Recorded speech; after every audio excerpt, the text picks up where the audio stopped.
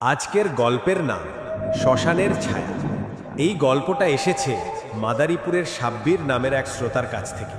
সাব্বির আর তার তিনজন বন্ধু মিলে রাতে সাহস দেখানোর জন্য শ্মশানঘাটে গিয়েছিল।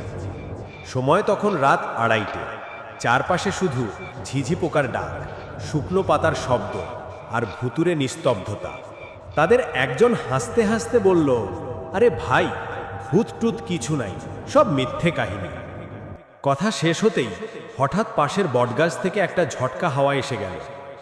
দূরে শ্মশানের চিতার ছাই যেন আবার জ্বলে উঠল লাল আভায়। তারা ভয় পেলেও সাহস করে এগিয়ে গেল, কিন্তু সাব্বির খেয়াল করল ওদের চারজনের ছায়া পড়ছে মাটিতে, অথচ পাশে আরও একটা অতিরিক্ত ছায়া দাঁড়িয়ে আছে। সে চিৎকার করে উঠল, ভাই, এ ছায়াটা কার? বন্ধুরা তাকিয়ে দেখল তাদের পেছনে আসলে কেউ নেই।